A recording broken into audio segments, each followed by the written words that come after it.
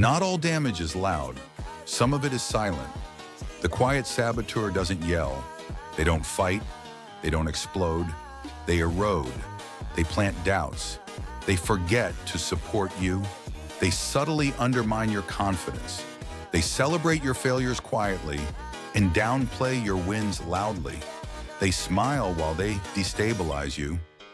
They stay calm while they cut deeper. They stay innocent while you look dramatic. And the worst part? They make you question your own intuition so they can keep sabotaging you without ever getting caught.